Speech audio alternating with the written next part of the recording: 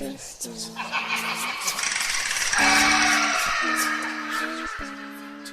welcome to Paranormal XL Podcast. Gigi here with a special guest, Joe Shortridge of Paranormal 222 Podcast. Welcome. Who is this? What do you want? Why do you keep on calling me? Hey, how you doing? Oh my gosh. Okay, so I'm trying not to fangirl out again like the first time when I met you at Paracon. Which one was that? Was it Michigan Paracon? Yes. Okay. Yeah. I'm like, yeah. I remember, you don't remember me? No, I remember you had a red shirt on. Yeah, usually do. Red or black. Yeah. Yes, that was a good time. The Paracon, that was my first time going. Oh, really? And then Rona happened. And now I'm like, I need another one. And it's like a huge family reunion. I could feel that there. Yeah. It was a lot of fun seeing everybody, putting faces with voices for the podcast stuff and seeing people that I like watched on TV and ready to pass out. It was a good time. Good thing my crew was there to like hold me up. But I want to say something to you. Something to you. I am really proud of you. I have seen, or not seen, but I've listened to you since your first show, and oh boy, you're doing awesome. No, you're doing really good. And on my show, for our very special guest, we have a introduction. Normally on my show, you always hear hardcore Detroit rock and roll to start the show and end the show, because my best friend and all my friends and I'm kind of in the band, so we play Dead in 5 and 60 Yes, you do. But for my very special guest, I played a song 3 times. One was for my mother when she did our show. Aww. And 2 others I can't remember. I think it was Tim Shaw and someone else, but I don't know. But I should know this. To get this show in the mood, I want to play the special intro just for you. Okay? Okay. So, this is going to set the mood right now. Oh, kind of loud. Turn it down for you. Play a little hip-hop chicken for you. That is the funniest thing ever. Oh, yeah. Ladies and gentlemen, I am very, very proud to be on Paranormal XL with Gigi, and we're going to have a blast tonight because she is awesome. And like I said, though, seriously, you were doing great. I know you were kind of nervous to have me on. I don't know why.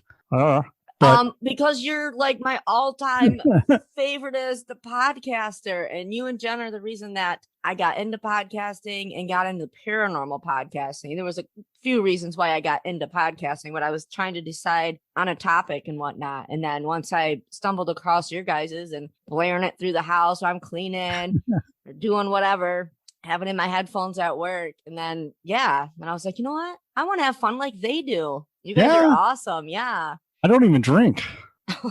So, you know. Don't even drink H2O. H2O is so good for you. I drink tons of water. That's what's in my cup. Well, today I have Body Armor Fruit Punch. Ooh, is that any good? Yeah, it's awesome. I usually like the mango stuff, but today I'm drinking Body Armor Fruit Punch that you can get at Kroger's for $1. Ooh, for $1. But yeah, I usually drink a lot of water, especially during the shows. I know Jen had a wine one time, and it was a very interesting show. Oh my God, no! We need to have her on sometime. Yeah, actually, we all need to get together because I will have a glass of wine with her, and I bet we would have so much fun. Let's do it. Let's do it. That is great. How is she doing? She's doing good. She is working right now. What time is it? Yeah, she's still at work. She works. It's an hour drive from her house. Yep. To where she works, and she drives there and back every day, and she's on her way home right now, so she can't be with us, but we'll get her on. Yes, excuse me. Yes, we will. Oh my gosh. So Joe, what the heck? How have you been surviving the pandemic and not being able to investigate and whatnot? We actually got out a couple of times. Oh, whatever. Yeah. We got to go to the merry-go-round museum. Oh, cool. In what city is it? In Sandusky, Ohio? Somewhere up there. I'm not exactly sure what city it's. I think it's Sandusky. But that was awesome. It was kind of creepy, but it was awesome. Oh, I'm sure. Because imagine the whole place is full of the carvings, the horse carvings and everything. Yeah. And down in the basement where we got a lot of our activity, there was a lot of carvings down there that are like antiques. There's pigs, there's clown cars with clowns in them. And all these are for the merry-go-rounds that they've collected over the years. And I was down there and there was a cow. And I'm like, why is there a cow down here? And they're like, there's a story behind that cow. Of course there is. Yeah. But come to find out, this cow was actually in Paris when they were building the Eiffel Tower, and the Merry-Go-Round Museum acquired it, and it's in the basement there. But I don't know if that's what we got a lot of activity from, but while we were down there, we got a lot of activity from, we heard kids' voices, we heard adult voices. Wow. Stuff. Yeah, really cool place. But I also got out to a museum. It was a Fulton County Historical Society Museum. And that place was pretty wicked too. We got a lot of activity there too. But so we got out to a couple of places during the pandemic, but nothing like normal. Whatever, dude. We didn't get to go to any conventions. It drives me nuts because me and Jen do probably, I'd say 10 to 15 conventions per season. Oh, wow. So we're at a convention like every weekend during the convention season. Right. And we didn't go to any of them this year. And it's kind of sad because, like I said, like Michigan Paracon is just like a family reunion. You know, it is. I mean, people ask me, they're like, well, who's at Michigan Paracon? And I'm like, everybody. It literally is everybody. Everybody but Zach Baggins. But it is everybody. I was going to say that. See, we think alike. Right. But it literally is everybody. Like within the first half an hour of us being there, because I took the crew there with me, and we were already planning for the following year, which this would have been past. Yeah. And then all my hopes and dreams went down the toilet. Damn COVID. It is. COVID. Because Michigan's in like hard lockdown. And that's what I hear. We haven't been able to do anything. Like they just opened the restaurants at 25% capacity. Ooh, yay. Right? Well, I mean, I'm literally a half mile from Michigan line. So, but the restaurants that I go to are in Toledo here. Right. So I didn't really notice, but I'm telling you, it stunk. Yes. No conventions at all. And even us, we had a convention. We put on our own convention one year. I should say last year. The Bigfoot one, right? Yeah, the Toledo Bigfoot and Paranormal Convention. Yes. And that was a happy and a sad day, but just weird. But that was awesome. I think it was one of the best conventions that I've been to because not the most people. We only had about 300 people, but the vendors loved it. The guests loved it. The speakers loved it. It was awesome. I mean, we had a blast. So, but me and Jen were scheduled to go to the Michigan Paracon this year and they didn't have it. And we already had a room. And we're like, you know what? Let's just go up there. So we went up there and we got our rooms, and it was just weird because we were the only people in the casino. And when I say only people, I mean only people. We walked through the casino and there was nobody there. Really? So I ended up just hanging out by the front door with the guard while Jen was gambling because I don't gamble that much. I mean, I like playing roulette and stuff like that, but one of my favorites. Yeah. There was nobody there. So all the roulette tables were closed. So I just hung out with the guy at the front door, and he was telling me about the haunted stories about the casino. And I'm like, haunted? And well, it is on, Native American land, but he was telling me that there's a hallway up by where the vendors area is. And he's like, go up there. Guarantee you'll see something every time you go in that hallway. And he's like, go up there right now. And I'm like, dude, I'm the only person in the building. There's security cameras everywhere. I'm not just going to walk up and go down one of the service hallways, They'll be like, what's that freak doing? Is he lost? Yeah. So I told him, I said, well, when we come back for the convention, I said, me and you are going down that hallway. He's like, I ain't going down that hallway. It's haunted. I'm like, dude, that's the whole reason we go down the hallways like that. Right. That's the fun. Did you guys take any equipment with you? Yeah. We took it all, everything with us, but we didn't do any investigations in the casino. Okay. Did you do some around there though? Yeah, we did it in the rooms. Okay. Up in the, we did stay at the casino, but we did it up in the rooms. We didn't get nothing. Went to a couple places. There's a ship there that's super haunted, and I didn't make it on that. So we were just kind of messed around the town. Went to the restaurants that we usually go to and stuff. Just like if the convention was being held, but we just went up there ourselves. It was fun. Why not? Yeah. It was a chance to get away. I didn't even think about doing that because that would be like the perfect time to go up there and find some of the locations and stuff that are up there to do that. Yeah. A lot of the restaurants are haunted up there. Yeah. I'm like, yeah. And I wish I would have, I want to say, come out of my paranormal shell a long time ago. Just because like we would go up there growing up every year. Like that's, I'm from Michigan. So up north is like up north. Like that's where we go. Yeah. Like that, and to know what I know now about some of the locations and stuff, I'm like, wait, I've been there when I was a kid. I need to go back. Like, that's right. Some cool shit that goes on. But did you guys go to what is that cemetery? Pier Cheney? No. Well, I don't know. I don't know the name of the cemetery up there, but it's not up there. Oh, okay. I'm like, I believe it's like right past Ross Common. We stopped there at nighttime and daytime on our way up to Paracon. And just because there's a lot of haunted stories that go with the Pier Cheney Cemetery, it's like 2-tracking. I'm taking my car. 2-tracking. I'm like, oh, well. Yeah, it was crazy. And then when we got up there, somebody overheard us talking about it and was like, you guys went there at dark time and nobody bothered you? We're like, no. Because apparently like the city watches out. Oh, okay. And I'm like, no, there was like teenagers partying back there. And then they thought it was the coolest thing ever once they found out like what we were doing. We like pulled out all of our equipment and did some stuff for the podcast. And they're like, oh my God. So that was my famous moment. Okay. I was going to say, because there is a cemetery, if you go through downtown and just keep driving, it kind of curves around to the right. And there's a cemetery down there.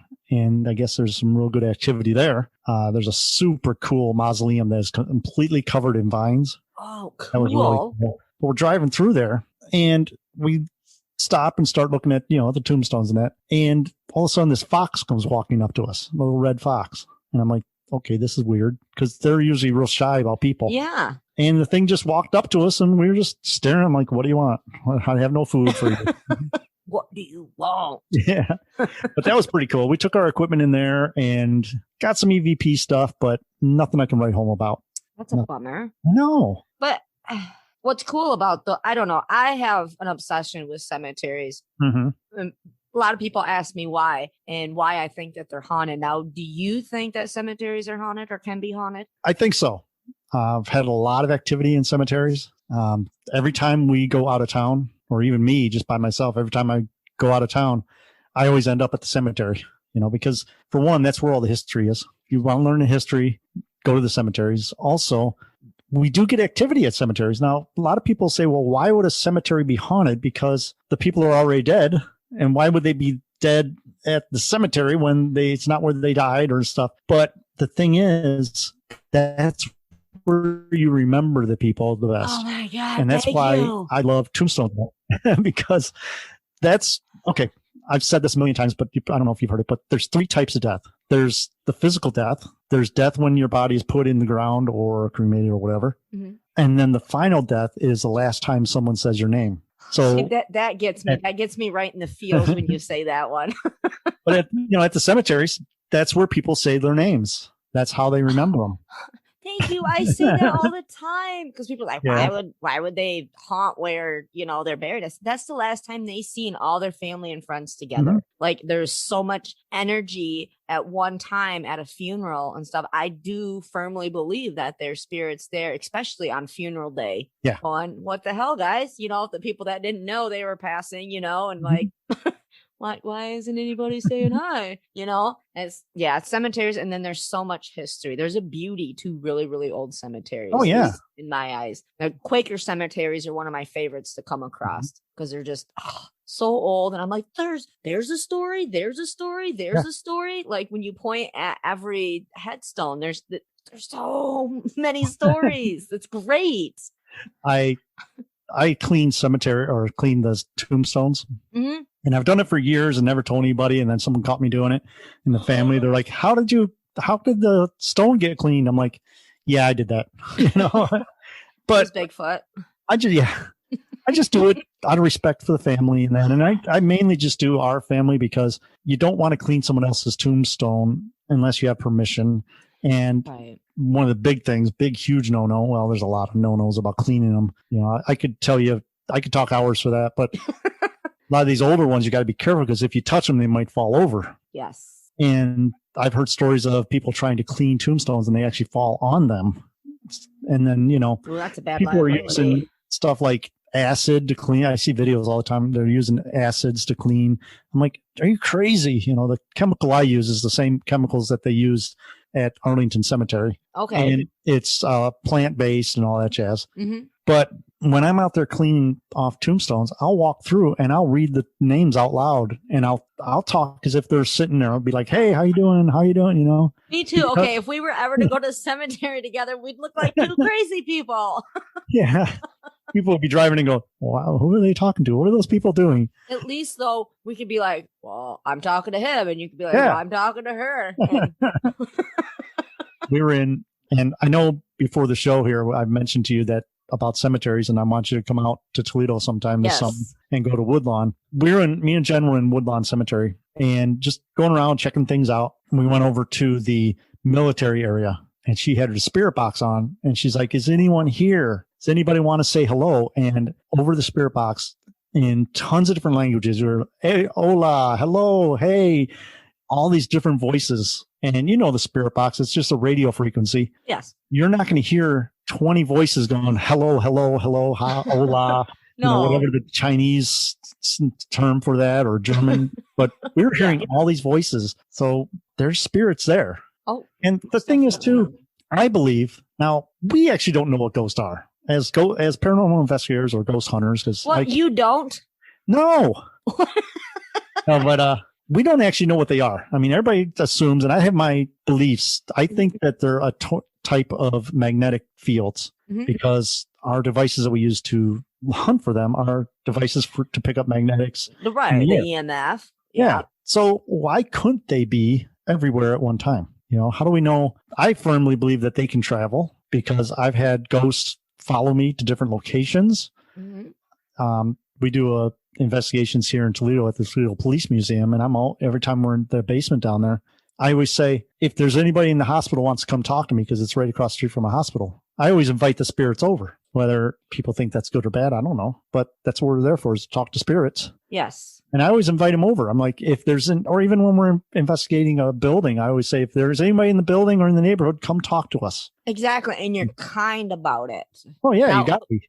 How do you feel about people that I want to say antagonize? Yeah. Is that the word I'm looking for? Where they're trying to stir up some negative energy, like they're putting out negative energy to get a spirit to contact them. Mm-hmm. Now, what are your thoughts when you see that happen? It drives me insane. It does.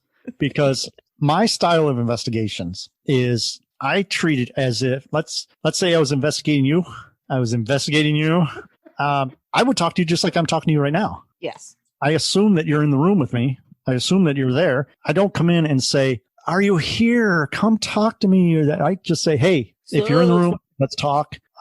If it's a kid, I'll actually get down on the floor and sit on the floor and say, hey, come play with me. Come play with me. Now, do you guys ever take triggers, let's say a ball for a kid? Yeah. Oh, yeah.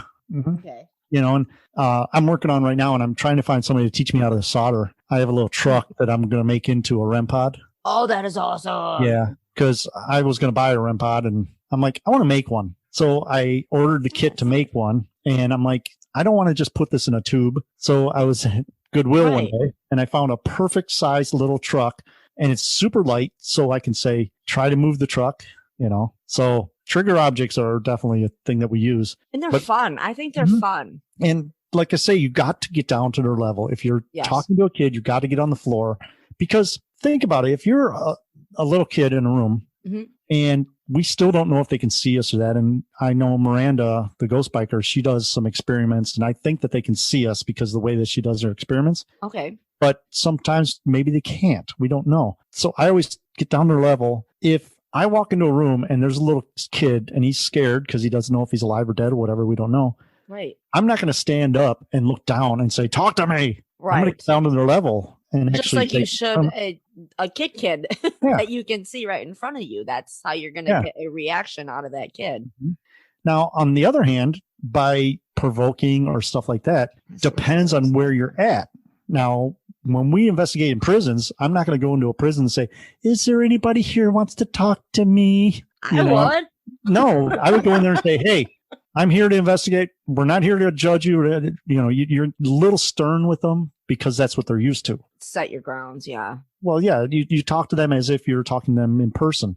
I'm not going to insult anybody. I've never insulted a ghost or a spirit, but I'm not going to go into a prison and go, hi, please come talk to me. I'm just going to say, hey, come talk to me. We're here to talk to you. We want to find out about you. We're here to investigate. Lots of times if we have equipment like the REM pod or the K2 meter, which is my baseline, I always use the K2 meter first. If we know that the period of ghosts that we're looking at is from the 1700s, 1800s, something like that, I'll always say, come touch this light. It's just something we invented. It's not magic and it will not burn you. I always emphasize that because they're used to candle power. Yes. Thank you. Thank you so much for even bringing that up. I believe I've talked about that in an episode or two, but it's amazing even to watch some of these shows that are out there and they didn't really do like their research to know like the setting that those spirits would be in. Yeah. So like you have to talk, otherwise you're talking a native language to these people. They're like, exactly. What? I hear people all the time say, light up that REM pod. What the hell's a REM pod? Like, and that reminds me of this one person. I'm not going to mention his name because every person he's ever dealt with he's given trouble to. And I don't like talking bad about anybody, but he kind of did. We established communication at a location with some spirits, and it's a really popular place here in town called the Collingwood Arts Center. It's a beautiful place, and we've had a lot of activity there. On a side note, if you ever want to go up on my YouTube page, me and Jen are in a room called the Death Room. I'll tell you about that in a minute, but we established communication with the spirit, and we were getting activity like you wouldn't believe. And this kid comes in to the room, takes his REM pod, literally slides it across the room and starts screaming, light up that REM pod, light up that REM pod. And all three of us that were in the room, we just looked at him like, dude, what the hell are you doing? So be respectful of the spirits, be respectful of the people that are communicating with the spirits, and treat the spirits as if you would want to be treated, Well, yes. When you're acting that way, though, you're putting out that negative energy. Like, I wouldn't want something bad to happen to me or any of my crew members or whoever I was with. Yeah. Because you're going to get back what you're putting out. Exactly. Like, I'm a firm believer in that. And like, attachments are real. Yeah. And you could have avoided that. And they probably would have gave you like a class A EVP. Like it would have been so awesome and, would have made you famous or whatever. But no, this, instead of that, they're going to make your life a living hell. Yeah. And I don't blame them. Yeah. Especially when you really don't know what that spirit is acting like, because I firmly believe that the spirits act the same way that they did in real life. Almost definitely. I believe that too. I'd be joking around with people and doing practical jokes with people as a spirit. I would. Heck yeah. Me too. Yeah. I'd still be the same person I am now. I hope so anyway. Well, God, all of a sudden you got all quiet. I'm listening. Oh, listening? No, I'm supposed to be listening to you. You're on my show. Okay. Well, okay. How about this? We should have done a crossover show. Yeah, we will. That's for the next one. Yeah. Hey, Joe, have you investigated any cool places in the past? Well, yes, I have. Well, that's an average question that everybody always gets asked. So I did pull in some writers. I got, and then he says, since I'm writing you questions, does that make me a ghost writer? Oh, yeah. That was a great dad joke. I was like, good job, buddy. I don't have any drum sounds on my computer here. Me neither. I was like, I need to learn how to add those in. So this is a good one. Okay. So actually both of them are good. I was like, I think of the average questions. I was like, no, you can't do that because you don't want to be average. Anyway, do you believe spirits could be entities trapped in between dimensions? No. No? Oh, you want me to talk about it? Oh. Yeah. No, next. It's tough to say. Like I said, we really, and if anybody tells you that they know everything, they're lying. We don't really know. I mean, we can only assume by what we see. And I'm thinking that if they are trapped in between the dimensions, then we wouldn't be able to communicate with them. Either they're on the other side or they're not. And the ones that we think are on this side or in our realm, a lot of people say, well, they could be stuck in a house. They could be stuck where they died. We don't know. But like I said, I've had responses from spirits that I feel are in different locations. And I think they can travel. Now, whether they can be stuck, I don't know. Now, do you think some of them don't realize that they can travel? I think so, because I've seen so many times where, now, I'm not a paranormal investigator. I'm more of a ghost hunter, okay? Because paranormal investigators do the research and all that. And I've worked with a lot of paranormal investigators that have helped them cross over. Yes. And we think that they did cross over because we don't hear from them again. Right. So I don't know if they're stuck or not. It's kind of a long-winded question to your, or long-winded answer to your question. But it, what do I want to say? It puts in conversation in there. Yeah. That's what we're all about. That is right. The joy of podcasting. It's still so weird to be talking to you. Yeah, because I'm going to have to warn you. You are going to have some weirdos on your show, starting with me. I have had some. I'm just kidding. I have met so many awesome people on this. Like, it's my hobby, and I've met so many awesome people. It's been great. I'm not saying there's not bad out there, because there is, but I shield myself from that. Mm-hmm. There's bad in everything. Every group has, when I say group, I say whether it's the band stuff that we do, or the paranormal stuff that we do, or my coaching sessions that I do, you're going to run into some. Each are I refer to them as worlds. Like, okay, like when I'm talking to my family and stuff, I'm like, well, in the paranormal world, and what I mean by that is like me, you, all of our investigator friends, it's a group of people with sharing the same interest. And just like with your band and stuff like that, the music industry people, that's the music world, it's all different. Yeah. It's weird when you start a podcast, you're supposed to niche down, keep niching down, and then think about your avatar, your person that's going to listen to your show. So we did that. And we were thinking, okay, what is the type of person we want to talk to? Yeah, you. I'm a listener. Yeah. This is what your listeners look like. This is the freakiest thing, okay? All right. We were taught is you describe them. What do they do? I said, it's a middle-aged guy, a little bit overweight, lives in his mom's basement, loves to be in something, whether it's a band club or whatever. So loves to be in the paranormal, loves to do this. And they're like, okay, describe him. What color hair? What color? I'm like, oh, okay. So I'm thinking in my head, I'm thinking, who's going to listen to me? So I described this guy. Our first convention we ever attended. I didn't know where this is going. Our first convention we ever attended, we set up our table and I looked across the hall or the hallway, because we were in a hallway. Okay. Not 5 feet in front of our table was that guy. Exact match. Same color shirts, same color pants, exact match to what I said. And I'm like, okay, this is weird. That is hilarious. And turns out he's one of the coolest dudes you ever want to meet. I've talked to him many times. So there I was, judging someone before I met them. Yeah, don't yuck somebody else's yum ever.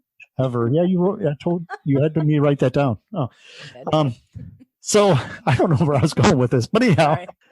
I'm like, it turned out that I must have created an avatar. I don't know if this kid just appeared out of thin air and now he's a human being or what, but I think that is so weird. I think I was creating an avatar.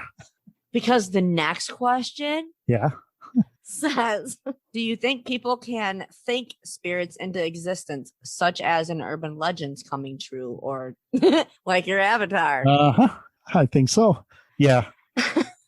Yeah. Oh, weird. My gosh. And my mind just went blank of what it's called. What the heck is it called? What's it called? You've been talking to me too long, because I do that all the time. It's called old age. I'm old. I'm getting there. But yeah. What was Talpa? See?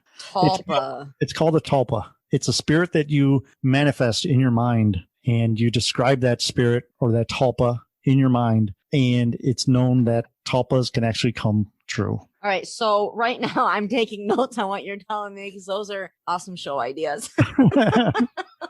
Talpas, yeah. And it's a weird thing because Oh. what a talpa is supposed to be someone that you manifest in your mind to do chores for you. Oh, I need like 8 of those. And the thing is, though, it's all in your mind. But I've heard many times that people can create a talpa and they will appear in front of them. The mind is such a powerful thing. It is. Like, we have no idea what it can do, what it can make. Like, so I'm not going to be here, sitting here and be like, Tapa, that's bull crap. But that's, wow. That is why we're in the profession that we're in. That is for sure, because we have questions. However, it's not for today, because I'm like, oh my God, I'm with Paranormal 222. Actually, I'm with Paranormal 2, half a 2. Paranormal 2-1. 2-1, baby. They can't see this video. We should have did a live. We should have did a live video. We should. I'm still taking notes. I always take notes. We will have to schedule a live. That would be great. Like a dual live or whatever. Yeah. That'd be hilarious. Be great. Because then we can get Jen on, and then I'll have Mama Mary too. There we go. So it would be great. Paranormal podcast party. Who wouldn't want to see that? That's right. Just saying. That'd be great. Great. Man, those were good questions. Oh, so since I got Bigfoot behind me, what are your thoughts on Bigfoot? Does he exist? Yes. What is Bigfoot? I've never heard of that. I think you're full of crap. I think his name's Daryl. I heard that too. Yeah. No, I seriously think Bigfoot's a real thing. I've done some investigating in the woods, but nothing real serious. But we, me and Harold from Toledo, Ohio Ghost Hunter Society are setting up a adventure, I guess you want to say. And we're going to have a town meeting down where we're going to invite everybody from the town to go or come in and give us their stories. And then we're going to do an investigation as if it is a ghost hunt, but it's for Bigfoot. We're going to take all our equipment out and you're going to go squatching. Yes. Squat out. A VIP person? Hey, everybody's invited. We're going to have 200 people. No, but 101. Yeah. So I don't know. I know that. Okay. So here's my thought on Bigfoot. We don't know if Bigfoot's real, if he's ethereal, whether he comes from a different dimension, whether he is able to cloak himself so that he can't be seen. But let's talk about him as a living entity, like any other animal. Okay. Whether he is, could be Neanderthals that are still walking the earth, because I've done a lot of research on giants and Neanderthals. Everybody thinks that they look like humans, but research has found that they look more like apes. So he could be Neanderthal that's just around. See, that makes a lot of sense, really. Yeah. Because people say, well, they're ethereal beings just coming into our plane of existence, which I would understand why they disappear, would understand why people have seen half Bigfoots, whether just the legs or just the torso. People have seen Bigfoots disappear in front of their eyes. So we don't know what they really are. They could be aliens for all we know. They could be put on the earth from the all are aliens. Yes, we are star children. But the thing about Bigfoots is they leave footprints and they leave evidence. Hence the name Bigfoot. Yes. A lot of people say, well, it's faked and all that. Well, it could be. There are fakes out there. There's been some famous fake, is it Zapruder doctors or something like that? One of the films, one of the doctors admitted that he made feet that he walked around on to make it look like Bigfoot. But the problem with that is there's a thing in the Bigfoot foot called the metatarsal break. And the way that you look at a real casting of a Bigfoot, you'll notice the toes are dug in a lot farther. Okay. And that's because what's called the metatarsal break. The foot actually bends different than humans. It bends more ape-like. Right. And that's why the toes are dug in. And when people go out and try to fake that, the footprints are always flat. And if they're in the right soil, you can actually see dermal ridges, they call them. And that's the ridges, like when you look at your hand, all the lines, those are called dermal ridges. And you'll see that in good soil when a print is made. And that's really hard to fake because you'd have to actually carve all those in. And they actually change when the foot is walking. It'll actually change because the stretching of the foot and everything. So I think that Bigfoot is real. I'm just mind blown. I love Bigfoot. I'm a huge fan. People make fun of me for that, but when they do that, when they find Bigfoot stuff out there, like an air freshener or a pen, yeah, they buy it for me. I'm like, send me all the Bigfoot stuff. Yes, I believe he's real too. Well, I have to. I live in Michigan. We just do. Yeah, we had a garage sale. Me and Jen had a garage sale trying to get rid of all our crap. And when people found out we were having a garage sale, they would come to talk to us about our paranormal stuff because, that's what they do. We had a gentleman come in and he's like, I live in Lambertville, which where I'm at, Lambertville's like 4 miles away. And he says back in 1974, him and his buddy were out where the fire department is now was a woods, and he had a Bigfoot sighting there. So 4 miles from my house, there was a Bigfoot sighting in 1974. And he said that him and his buddy were walking and they saw this Bigfoot and his buddy froze like a statue and he couldn't move. Now, I've heard this a lot when people encounter Bigfoot. It's not just fear. They actually like freeze. Like the Bigfoots have power over these people. And he said that he actually had to go back once he realized his buddy wasn't with him when he was running away. He went back and his buddy was actually frozen stiff and he shook him and it took a little bit and his buddy came around and his buddy was like, what's going on? He didn't even know. So like a time slip. Exactly. Almost like time stood still for this guy. Now that goes back to what is Bigfoot? We don't know. I firmly believe that his Bigfoot senses are just like dogs or better. They'll know that you're around before you know that he's around. Oh, most definitely. Because it's let's just call it a wild animal in the woods. They know. That's what I was going to say. That's their instinct. But there's also the UFO aspect of Bigfoot because they've been seen so many times with blue orbs. A lot of people that have Bigfoot sightings also have UFO sightings. A lot of people that have Bigfoot sightings actually have missing time settings, just like you said. And we don't know if they can put out what's it called? I wanted to say ultrasound, but that's not it.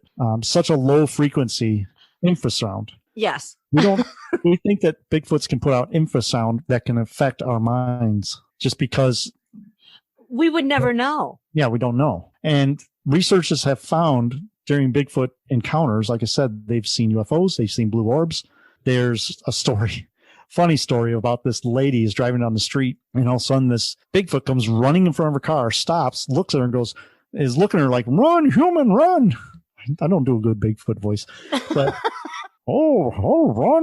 run, human. And the Bigfoot goes running out and a blue orb was chasing him. So are the aliens dropping Bigfoots off to see how they react? Then they're like, get back here, Daryl, get back here. Yeah, we got the damn Bigfoots out of the spaceship. Come on. We already went through this, I thought. Yeah. Faculty meeting. Put them on a leash. Oh my God, that's hilarious. Yeah, that is crazy. There's so much, like, we'll have to do a Bigfoot episode. I did one before where we went through like the different places and what they call them, like in different countries and whatnot. Yeah. And then, which was pretty interesting. But one of the episodes coming up that hasn't been released yet, I read out of this book. I can't see it. Let me move over.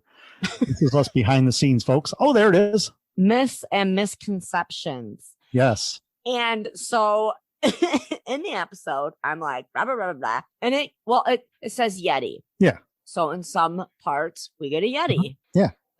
Well, then it just flat out says it isn't real. And I was like, shut it down. Flip some tables. This is bull crap. But I was very upset with this book. I almost quit reading it. It's funny. I did the same thing. I was watching a show, the History Channel puts out some good shows, but they're always indifferent. They'll never say yes or no. And it seems like the History Channel has been putting out stuff lately that is trying to say everything is not real, like the Bigfoot episode I was watching. And they're like, saying straight out, it's not real. You need to go to sci-fi. Oh, yeah.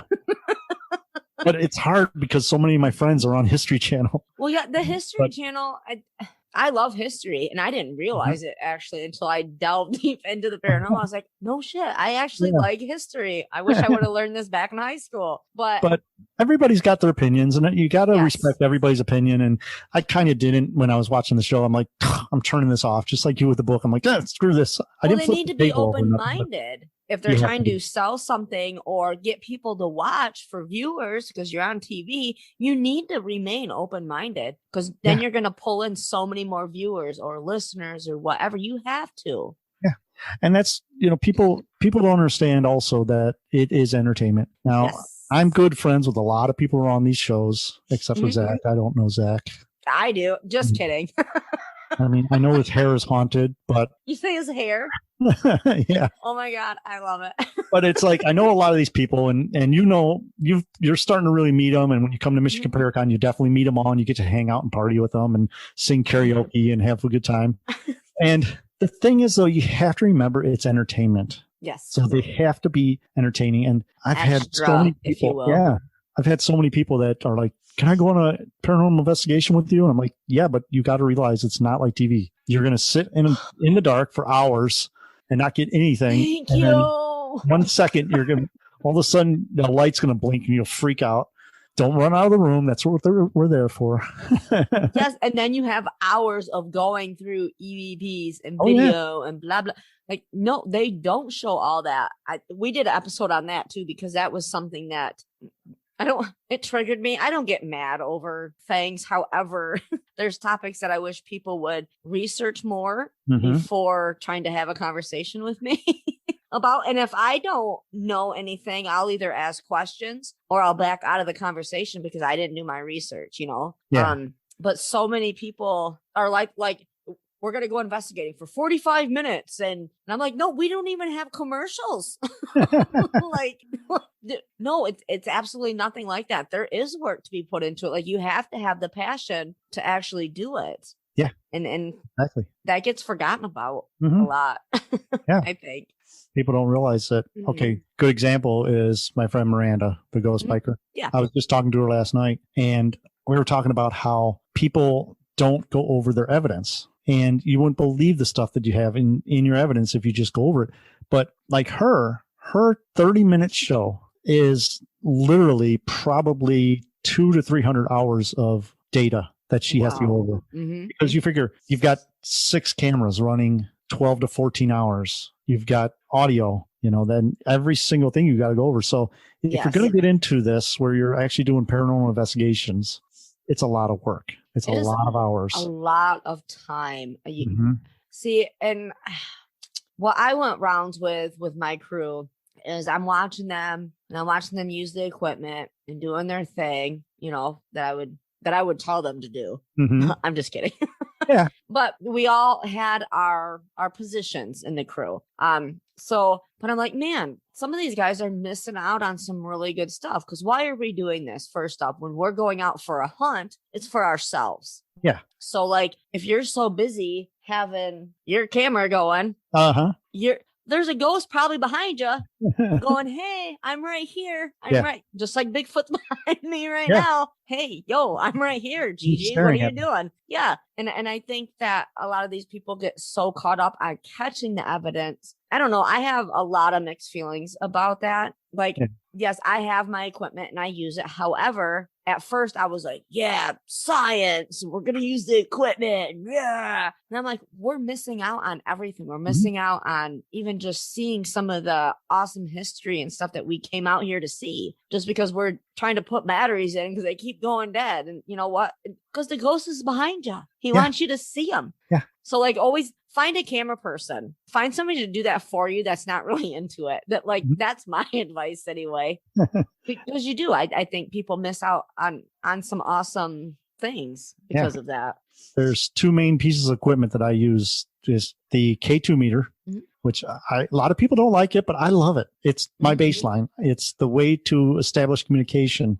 And the second part, well, maybe 3, digital recorder. Oh, yes. Got to have that. But the main tool that you should use when you're investigating is your own senses, your own body. Oh, most definitely. And one huge piece of advice that I give to anybody that wants to go ghost hunting is shut up. Just shut up. Don't talk. Listen. I am the person that you always hear in the background when we're trying to go through evidence. Because I think I need to crack jokes all the time, and they're horrible jokes. I'm like, why would I say something like that? That's silly. But yeah. You're as funny as a vest with no sleeves. Aren't you funny? I try. Do you care if we take a break real quick? Go ahead. We're going to come back with aliens, though. Oh, okay. Okay. Are you all right with the alien topic? Yes. Okay. Yes. Because we could go on with Bigfoot forever, but we're going to try to make that like another episode because I think it'll be a lot of fun. All right. I need to use the restroom. Okay, go ahead. Oh, sorry. So we're going to take a break and we'll be right back.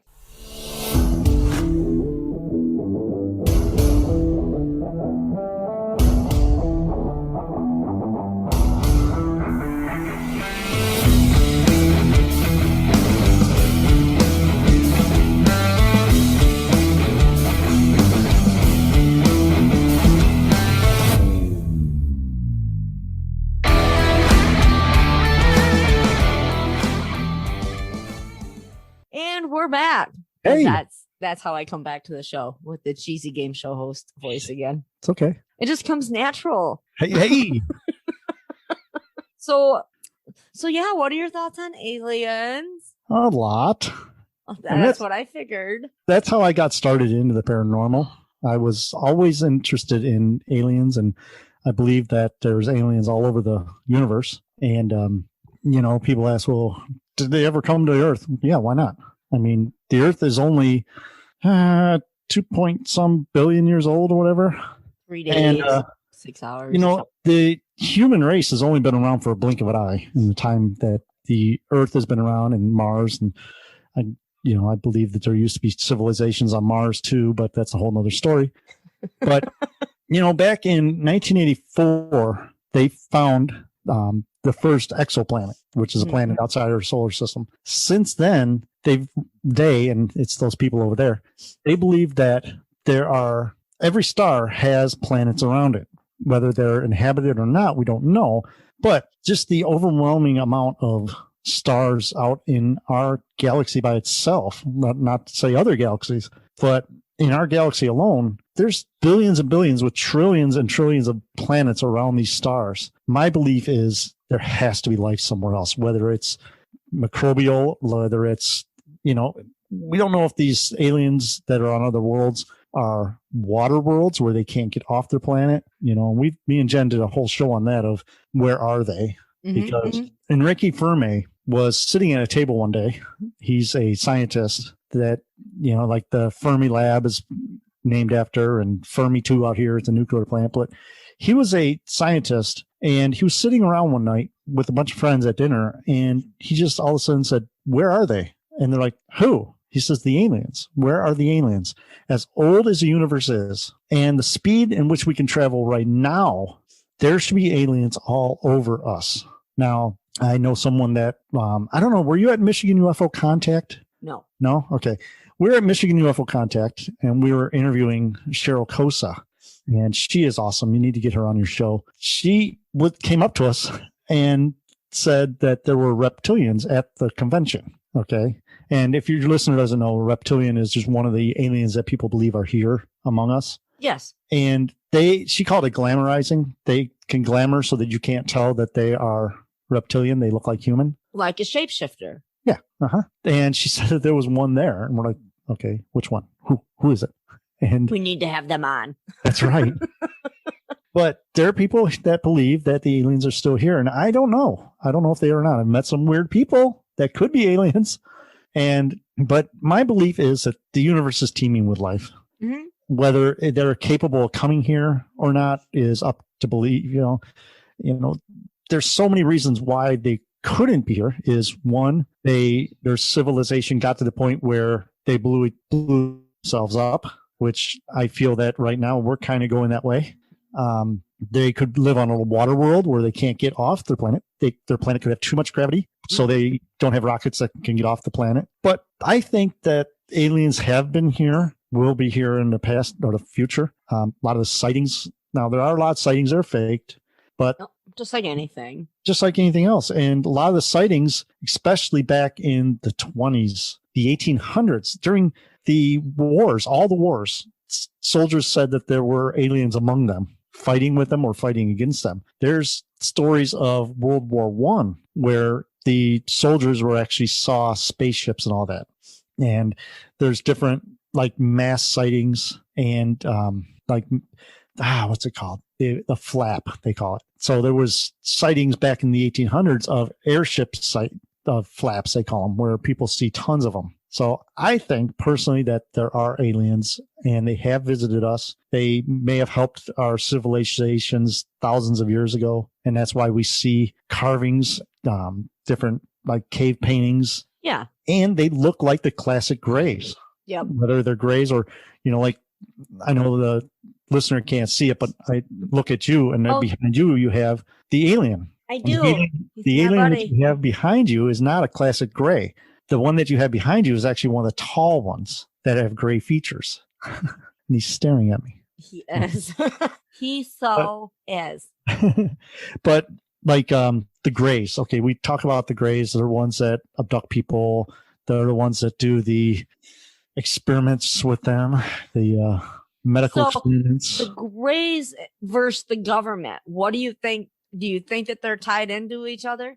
I don't think the grays are tied in with the government. I think other entities are, like the tall grays that you have behind you, like the I want to say Anunnaki, but that's not really what I mean. The tall blonde-haired ones that everybody talks, they look like just tall, beautiful blonde-haired people. Really? And I can't think of the name, but those Decepticons. No. Here, I know they can't see it, but the Decepticon is your phone. I know, and my blonde hair. I may put video out. I have been known to do that. I will let you know if I do that. Just do it.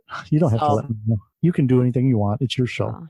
But I think the grays, okay, here's my theory on the grays. I think that they are biological probes, okay, because they have no reproductive organs. Mm-hmm. They obviously can't make ships because their fingers are, you got to think about this way. How does an alien build a ship?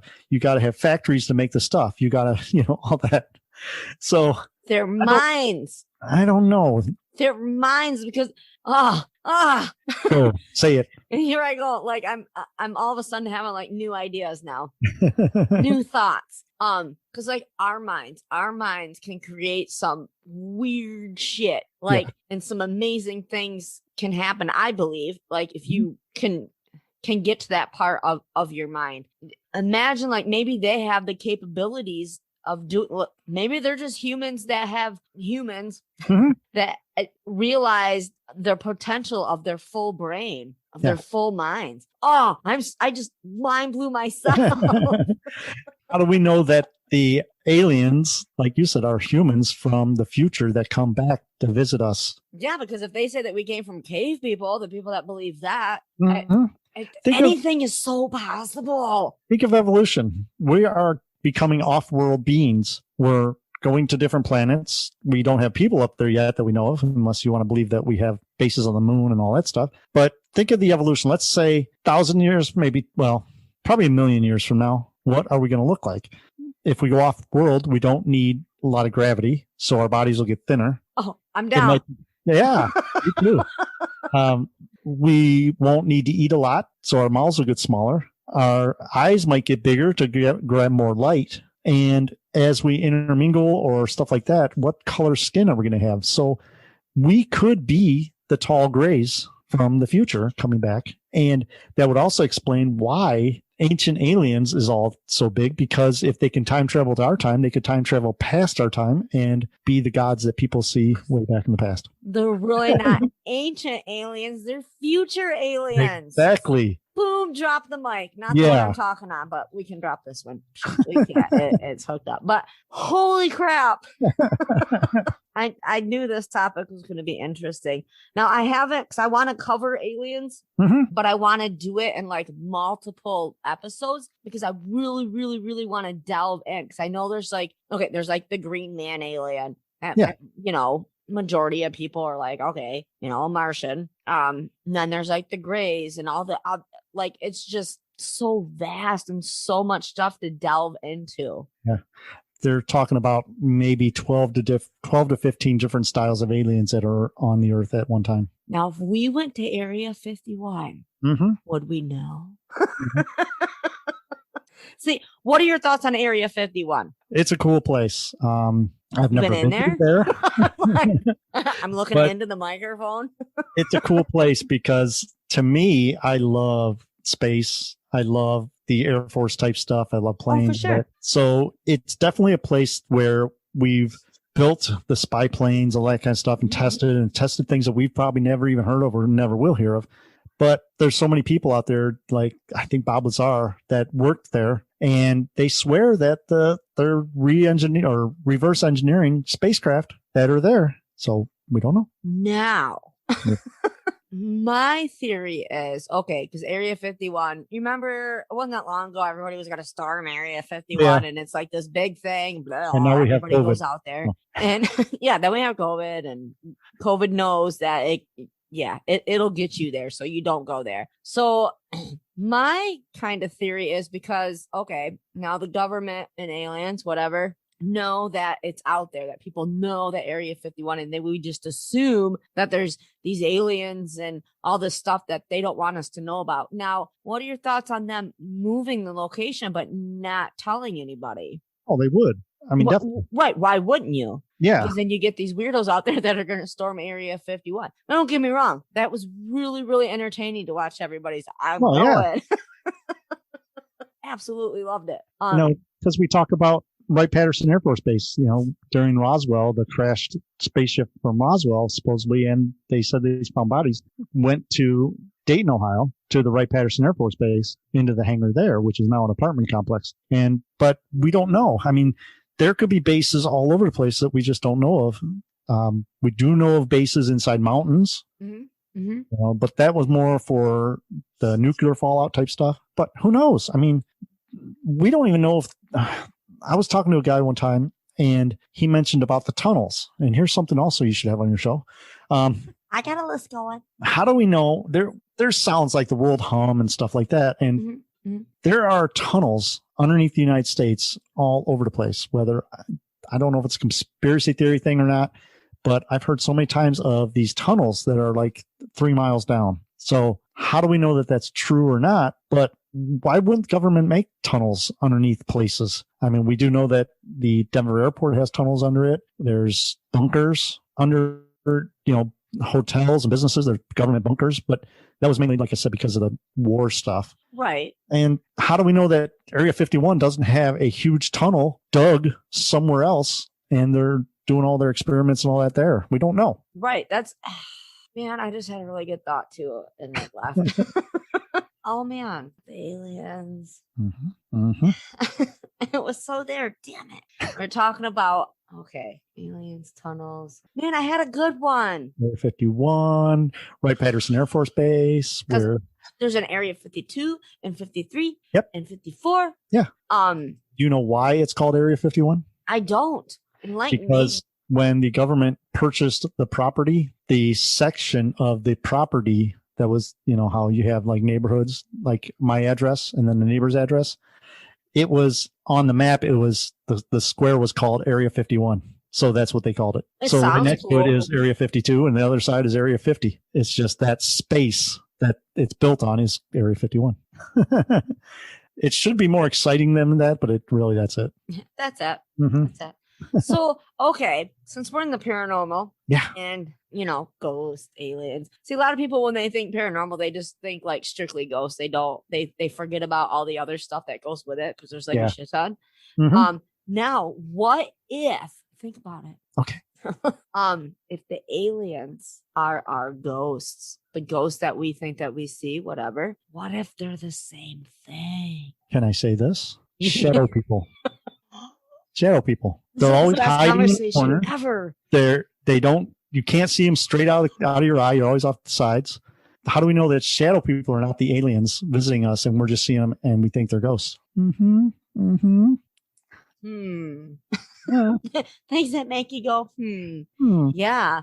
Interesting. Aliens is it's such a good topic because there are so many different theories and everything on them. Like, they made the pyramids, they did this, they did that, because, you know, when you think of mankind way back then when pyramids were built, like, we didn't have the know-how or the now, you know, we weren't involved that much yet. See, I think. But were we? Was the civilization just as it is right now when 12,000 years ago, when the asteroid hit the ice sheet and flooded the whole Earth? But maybe that's not what happened. No, who knows? I wasn't there. Yeah, that's what I always say. I wasn't there. It's a cool story, bro. I wasn't there. I'm not going to tell somebody that they're wrong or right. I'm just saying all of the things, the possibilities is like endless. Yeah. And that's what's awesome about talking to different people and their thoughts on like aliens or Bigfoot, whatever, or if they're, you know, together. Crazy. If you talk to people that have been abducted, if they've been abducted, if you talk to people, they'll tell you stories of poltergeist activity. They'll talk about shadow figures. They'll talk about hauntings. It all seems to all mix and mingle together. Like we were talking about earlier with Bigfoot, a lot of Bigfoot sightings. People that see Bigfoot get poltergeist activity. They get UFO activity. They get hauntings where they see like shadow figures more and more, and it just all intertwines. So do you think an alien like studies its subject before it takes it? I think so. And maybe that's why people see shadow figures. I got a good friend. She used to see a lot of shadow figures. I wonder. Now, aren't they supposed to like erase your mind, or, you know, like the time slip thing where you're like, man, where did that 6 minutes go? That's weird. You know, I have that like every morning, but I'm pretty sure my mind's on autopilot when I'm driving to work because that's safe. Yeah. Betty and Barney Hill had time slip happen to them when they were abducted. So did they wipe their memory? We don't know. What story you're talking about? I think I just did some research on this not that long ago. Betty and Barney Hill were a couple back in the 60s. They were an interracial couple that were driving home one night and they saw a spaceship basically in front of them. But the only thing they know is they were driving home. They saw a light. Next thing they know, they're back in their car. 3 hours have passed. The sun was coming up when it wasn't supposed to. Yes, I did just do this one. Sorry. Betty had rips and stains on her dress. Yes. But under hypnosis, they found out that they were actually abducted, and a lot of weird stuff happened to them that we, don't want to go into. Weird. Yeah. And you can learn all about it if you listen to our show from 3 weeks ago, because we just talked about it. That's how I can remember, because, it's fresh in my mind. I forget stuff so often. But I'm pretty sure I just did research on them too. Yeah. But did I ever talk about it? It's a great story. You need to on it. I'm pretty sure I'm going to have to look through my show notes because I'm pretty sure I have it somewhere. Yeah. I don't know if it's one I recorded by myself because I recently just started doing that. But I'm like, no, I know this information you're telling me. And I'm fairly certain I kind of remember doing the research. See, this is why I'm weird. You're just normal. I don't want to be normal. That's boring. That'd be normal. What is normal nowadays? I mean, I know. I got an alien just hanging out behind me. Staring at me. He hasn't said a word the whole time we're sitting there. I know. He's kind of intimidating. Like if you keep looking at him, it's my bodyguard. I used to do a thing called Friday Night Live where when I worked second shift, I would come home and at 1 a.m, I would do videos because nobody's watching and it's good practice. Yeah. And the one time I took my alien head and I put it in the window. Oh yeah. Amazon alien head. Sorry. Yeah. I put it in the window behind me. Obviously the listener can't see, but behind me is my window up to go outside. And I just put it in the corner and didn't say anything about it. And you would not believe the people that sent me messages going, I saw an alien in your window. I'm like, yeah, I know, I put him there. You should have been like, what? He was bad. So I put him outside and then he just stared at me in the window and wouldn't say a word because he was mad at me because I put him outside. You're like, yeah, he's like my BFF. Yeah. That's cool. I told him he could hang out for a couple weeks. It's cool. He pays rent. It's cool. That's right. Oh man, aliens. That's another one I'm going to have you on for. Sorry, Joe. Hey, you can have me on your show anytime you want. You know that. This is fun. You need someone to fill in, just Joe, need your help. Okay. Yeah, because we kind of work the same work schedule, so it kind of works out. Okay, so Have you ever been abducted by aliens? I don't remember. See how that goes? I don't have to claim it because I just say, well, they wipe your memory, so I don't know. Right? See, I think they're kind of like how I think demons are. Not that I think demons are real. However, if they are, they don't want to be seen. That's they're right. Demons.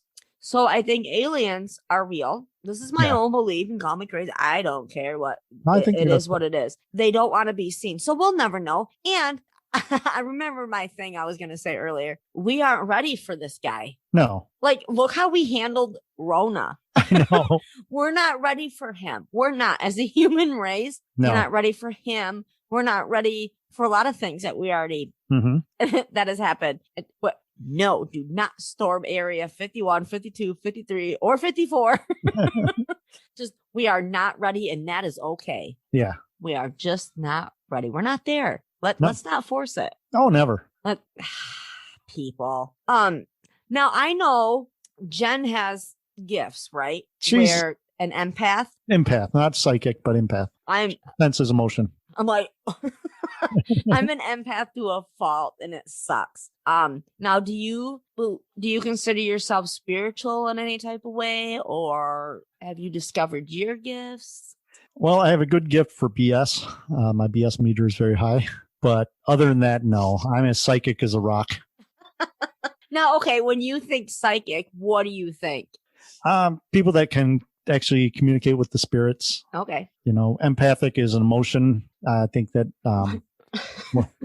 it's a horrible thing. Why? Oh, it can be. Yeah. I've had to learn to rein it in because it can ruin a perfectly good Monday. Not that Mondays are never good, but I'm just saying it could. It's just like anything else. It's just like us doing our ghost hunting and that. You just got to be really careful. You have to ground yourself. I know a lot of psychics that help out police. And one of my good friends, she's been down for a year because the energy was just too overwhelming for her. And she's really working to get back into the field. But you really have to be careful when you delve into this stuff, especially if you're empathic or psychic, because it'll mess with your mind. Think about, I know a few people that they say, I don't know because I'm not in their mind, but I believe them when they say that they walk into a room and it's full of people that have passed and they see them. And it's overwhelming because they all know that she's a psychic and they all want to talk to her at the same time. So you really have to be careful when you get into this paranormal field, whether you're a ghost hunter, empathic, whatever, is like I've said it so many times, ground yourself, know that you have control over them. Yes. You have to set your rules. And that's something that Mama Mary says quite frequently. That you set your boundaries with them. You do have control. And that's something that I think people need to explain to their kids when their kids are experiencing some supernatural stuff. Yeah. And then they're like, oh my God, and don't know what, or if their child has a gift. And so many people, I think, just because the unknowing is scary. Oh, yeah. It really is. So a lot of us just shut it down, shut her down. You have to. That's how you're going to make it through your day. Yeah. And then there's people like us that are like, bring it on. Yeah. Let's tackle it. But I think so many kids are left behind and confused and then end up losing their gifts because of that. Yeah. Because of the fear, I don't know. Paranormal. It is a big fear thing because kids, when they finally realize that everybody isn't the same as them, then they shut down. Whether, we know that kids can see spirits a lot better than us because they're so open to it because they don't know. Innocence. And how do we know it's not, a reincarnation or whatever? We don't know. But when kids that have psychic abilities find out that they're different than everybody else, lots of times they do shut down. They block it so much that they totally forget about it. And I don't want to say lose that power or I don't want to use the word gift because a lot of people say it's not a gift, but they lose that and they don't realize that they have those powers until they either grow up and something snaps where they all of a sudden are seeing people. But I don't know. I'm rambling here, but it's just like, you got to be careful what you do and really need to ground yourself. And most definitely. in the shop, we have a lot of people that'll come in and say what they're experiencing and they don't know how to handle it. It's very overwhelming to them. Mm-hmm. And then my thing that I will say to them is you need to just back up a second, realize you are you and that's okay and accept it, but do one thing at a time. Yes. So, if you walk into a room and you know that there's nobody physically there, but then let's say you got 3 or 4 spirits that are there trying to talk to you, you need to figure out how to maintain it one by one. Yeah. Because it's so overwhelming and it's draining. It can make you physically sick where Exactly. you're down for a day, a week, 2 weeks. It's crazy how that all happens. And then, but once you can figure that out or try to rein it in, because you're never going to make sense of it because it's paranormal. Yeah. You're exactly. just not, mm-hmm. but how to make it work for you, I guess. Yeah. It's such a fickle thing. Yeah, it is. Very fun though. It can be fun. Oh yeah. Always make it fun because they can't hurt you. You have the power over them. You have the control to say, no, you're not going to mess with me. Yep. And there was a mom that came into the store and brought her little boy in. He was probably 6 or 7. And she explained to me what was going on with him and such. And I, got down to his level and I explained to him, I said, you can tell them what to do. I was like, how your mom and dad tell you what to do? You can tell them what to do. Yeah. You want to be left alone. You tell them, leave me alone. Mm-hmm. And I was like, if they don't, you come back and tell me so I can run and scream. I didn't say that part, but at that point I would take sage and whatnot and go into the house. But Gigi's going to bring it down. Right. I'll take on a ghost. Ain't no shame in my game. So let's see. Do you, I'm like, do you have a favorite paranormal show? Not really. Like I said, I'm friends with a lot of people that are on the shows. Mm-hmm. So I can't say better or worse or that. Well, you're a podcaster. We don't have time for that business. Yeah, I know. One of the shows that, and I hope she's not listening, but one of the shows that I don't watch mm-hmm. is the one, what is it called? It's Amy and the guy, not Kindred Spirits, the other Amy. Oh. And she goes in and every single thing that she deals with is giant black entities that are out to kill you and out there. And I just don't like the format. Okay. It's her and a detective and they go in different times mm-hmm. and she's going to kill me if she's listening to this, but, I don't remember the name. Sorry, Amy. I don't remember the name of your show right now. My mind's drawn a blank. But another thing with that is on the show, she doesn't look that good. I shouldn't say that. She's going to kill me, but she's beautiful in person. I'm like, when I see her on the show, she is such a beautiful woman. Mm-hmm. But on the show, I think they do that for it. Like I said, it's all entertainment. That's what I was just going to say. Yeah. And she has to look that part, but I don't know. I don't watch too many of them. I do not watch Zach. I don't either. Yeah. Just because it was cool when it first started, but after a while, you can say, hey, dude, so many times and they just freak out so much. Send in Aaron. Yeah. Poor Aaron. Why isn't he the star? Yeah. Yeah. I don't get a chance to watch it very often either because we're like a Netflix and Hulu family. Like we mm-hmm. don't have regular TV and I'm okay with that.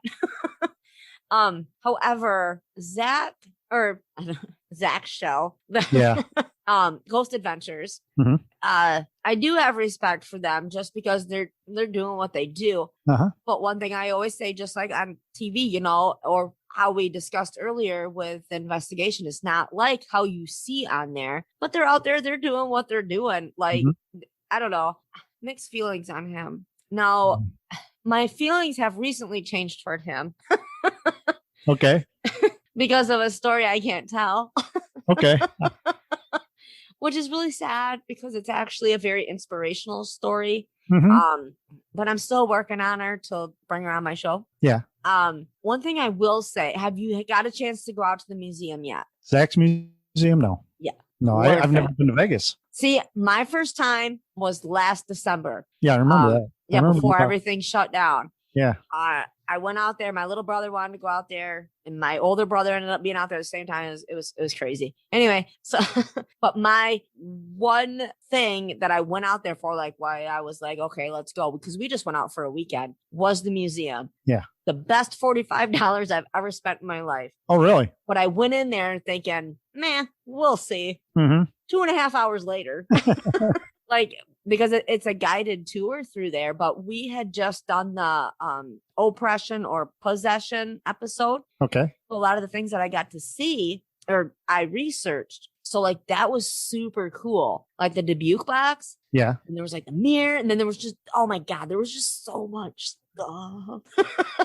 That like things that you see movies on, things that you've seen on TV. Like it was just crazy to be in some of those areas. I know they make it spookier than what it's supposed to be. Like some of the things, like you had to walk and you couldn't look directly at it. Blah, blah, oh, blah, really? blah. And you know, me meeting the paranormal, I'm like, But some of the stuff was really, really cool to actually see. The best part. Now, are you into true crime at all? A little bit, yeah. They have like so much true crime in there. And that's where like I lost my shit. Because it was really neat. It was either 2 or 3 rooms they did for Dr. Kevorkian. And one of the rooms was like a dedication to all the patients. Yeah. That people go different ways when it comes to Dr. Kevorkian. However, when you walk into the room, because they have like his van that's in there where a lot of those happen, and they have like all the names of the people and stuff. Man, I was the first one to walk to that door because they were like, any volunteers? I'm like, me. And I should have knew from the first time I did that because I got scared the first time. I walk in and oh my gosh, talk about an overwhelming of sadness. All I did, I cried and cried. I was the first one in and last one out. It was such a weird, overwhelming feeling of sad. Yeah. Like, and I'm like, that wasn't what I was expecting, you know, from there. Cause I was like, oh my God. Cause that's when I was doing the true crime podcast too. So I was like, this is going to be so awesome. And I'm crying instead. But anyway, if you ever get out there, yeah, definitely worth the trip. Go out there for a weekend. You and Jen, go out there for a weekend. Go to the museum. Yeah. I said totally affordable, totally worth it. Yeah. And trips to Vegas are super cheap. Oh my God. Because they want to get out there. Yes, most definitely. We went before everything was closed down. Now, my older brother, he goes out there probably 5-6 times a year. He goes out there for weekend trips. And I never been out there. And I'm like, well, maybe someday. But I don't know. Vegas itself didn't impress me. Like it was better on TV. Okay. So I was like, oh, that's all that is. It really is all about the angle. Yeah. You know, and my little brother, because he's the one I flew out there with, we went to Speed Vegas. So go to Speed Vegas and go to the Haunted Museum. Okay. Because you can drive a super duper fast car at Speed Vegas. All right. And that's all you need to do out there. and then you come back home. That's right. Yeah. See a palm tree or two. Love palm tree. That was weird. Yeah, I saw that. I don't know why it did that. That was really weird. Weird things happen to us all the time when we record also. So that's, but yeah, I mean, you could see they're kind of dead right now, but my palm tree's behind me. Maybe he's real. It's possible. Maybe he doesn't like me patting him on the chin. I don't go. Oh, wrong way. Wrong Sorry. way. So do you have, okay, when you go, because you're more of a hunter than an investigator. Yes. Thank you so much for knowing the difference of that. So many people do not. Yeah, I know. That's pretty great. Do you have any rituals or safety precautions that you do spiritually before you usually proceed? After? Mm-hmm. Okay. There's a few things, and we forgot so many times. But whenever you're done with your investigation, always say a prayer, a closing prayer, whether you're religious or not. It doesn't matter.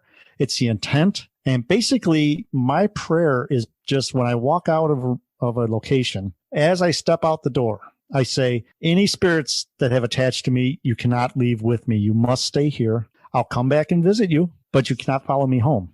And that's basically my prayer. Okay. Now, I've investigated with a lot of different teams, and a lot of different teams do different things. A lot of people pray. Almost definitely. Miranda, the Ghost Biker. That's, if you want to ask me my favorite show, it's Ghost Biker Explorations on YouTube. But she says a prayer before and after. Okay. And like I said before, you got to ground yourself. And I don't really do the prayer before the investigation, but I always, if I can remember, I mean, there's been a few times where I forgot, but whenever I'm leaving a location, I always say, you know, you're welcome to talk to me when I'm here, but when I leave, or when I'm leaving, I say, you can't follow me home. You must stay here. I'll come back and visit you at any time, but you're not allowed to follow me. You're not allowed to attach to me. You're not allowed to attach to the equipment, because the whole investigation, we're telling them to come into our equipment. So one of the things that I always tell people is leave your equipment outside your car for a little bit, or when you come home, leave your equipment on your sun porch or wherever you can for a little bit, just in case something's attached to it. And that's good thinking. Another thing too is you got to remember, we're going into locations that are old buildings. We're going into locations where we don't know what's been in there. I've been in a lot of locations, and a few of them that we should have wore biohazard suits in. But yeah, you're going into old, dirty locations. Leave your equipment outside. The place that we investigated that I should have had a biosuit on, I actually come home and strip down almost completely naked outside on my deck, because you don't know what you're going to bring home. And I'm talking living things. You don't know what kind of bugs you're going to bring home. You don't know what's on your shoes, all that kind of stuff. Got to be really careful. And this place was so bad. It literally, like, I use a recorder with 5 or 6 different microphones, but I only had one microphone with me at that time. So I put the microphone in the living room. Literally, I picked up the wire leading to the microphone was gooey, was smelly. So every piece of equipment was left outside, and I got some purple soap, and I actually cleaned my cords with detergent. So you got to be careful what you're bringing home, whether it's bugs or anything. So do your ritual when you leave. Tell the spirits that you'll come back and visit them, but they cannot follow you home, because attachments are real. My sister Jen got an attachment when we were in a prison, and it was pretty bad. And we actually had a shaman, an Indian shaman, bless us. And I think he released that attachment from her. So Be careful. Be careful what you do. Most definitely. Tell the spirits they can't follow you home. And you have the control over that. You have the control to tell them to stay there. Yes. He said, even if you don't believe, it's not going to hurt you either way. I'd rather be safe than sorry. And that's what I tell people that go like investigating with us is you don't have to believe. Yeah, I know you're just along to see how it's done, or you want to have fun or whatever. Even if you don't believe, it's not going to hurt you. Yeah. You know, the prayer, or I have a thing of handing out tourmaline. Okay. Where, you know, I wear onyx around my neck with my pentagram, because that's in my belief system. It's protection. I don't go anywhere without it. Just like, okay, you know, just with my kids, they think I'm batshit crazy. There's no other thing for it, but they will carry their tourmaline when mama says. Surround yourself with the white light and tell the spirits that they cannot attach to you. And my mind just went blank. See, my mind. I was going to say something, like I totally forgot. But yeah, it's doesn't matter if you're religious, doesn't matter anything. No. If you want to respect the spirits and respect the art form of paranormal investigating or ghost hunting, do your closing prayer, whether it's just like me or whether it is a prayer where you actually pray to whatever God you believe in. Just do it. And like you said, better safe than sorry. Oh, most definitely. How long have we been on here? 1 hour and 45 minutes. Oh my gosh. It has been great. I think I have to go though. My son's teacher just messaged me. He does it completely online. And we missed count day apparently. So okay. But this has been awesome. It's been a total honor. I am so proud to finally be on your show. Oh, I've been wanting to do this since I listened to your podcast the first time. And we weren't even going off like any, like, I don't, like, this is what I have for show notes. Yeah. Like, that's pretty good. I think we did pretty good. I can't wait to delve into like more alien stuff and more Bigfoot stuff. We need to dig the woo-woo out. We need to go deep into the woo-woo, and the people that are listening going, these people are crazy. They already know. If they're still listening, they're on the same train we are. No, this has been great. And do you have anything else that you would like to say? No, just like I said, I'm really honored that you asked me to be on the show. Like I said, I've followed you since you were a wee little podcaster. And now you're doing awesome. You're doing a great job. I love your show. And look, I have aliens. You have Indian friends that's waving to me hi. Love it. Wait, there we go. Does he have 5 fingers? I almost looked behind me and then I remembered. 4. I don't know. Fingers 4 and a thumb. He's got a posable thumb. Yeah, just like a raccoon. Maybe raccoons are aliens. They act like it. All right. See, we're gonna end up having a whole Yeah. other show. So But All thank right. you for asking me on. I really enjoyed it. And Thank you for coming on. I can't wait to have you on again. This has been I great. want you on my show or get Jen over here so she can talk to us, and I can just sit back and go, smile and nod. As we're like, oh my God, I know. But if anybody wants to tune into my show, it's the 222 Paranormal Podcast, and each shows come out every Sunday at 2:22 p.m. Little secret note is it actually comes out at noon, but we say 222 just because it sounds cooler. But we've had some great shows. I know you're into the true crime. We just actually the show that's on right now as we're recording this. So if you go back, we just did a show with Haunted Toledo talking about Ohio's first serial killer. It was a pretty bad dude, and he did some pretty weird things, and it happened 4 miles from where I'm sitting right now. So it was a great documentary. So if you want to see a good documentary that me and my sister are in, I had a full 3 seconds in the video. You can see me walking down a hallway, but Jen actually got some airtime. But it's called Legends of the Heartland. Okay. And they show about, what is his name? Return Ward is the guy's name. And it's a story about Ohio's first serial killer. So that's cool. You should listen. You'll enjoy that. But other than that, we've talked to hundreds of different people from all over the world of paranormal. Jen's on there, so the show's good. Just not me battling. But anyhow. That's really it. I have a YouTube videos, but they're not that great yet. I'm working on that. So if you really want to just check out my stuff, just go to 222paranormal.com and there's a play button, or you can listen to me anywhere you get podcasts from. So that's my story, and I'm sticking to it. So take that, guys, listeners. All right. So you can email us your stories if you have stories on aliens or Bigfoots, or if you want to contact Joe and Jen, you can email me because I'm their people. Yes. You can email us at paranormalxl@writemeat.com. And remember, stay kind, stay humble, and don't yuck someone else's yum. Yes. You told me to write down what to say, and I can't find my notes. Ever end. No, treat people good, people. Treat people nice, have fun, enjoy life, because we only come on this earth 5 or 6 times. So I was just going to say YOLO. Oh, yes. Just be kind. Let's be nice. And bye. Goodbye. Oh, no. We're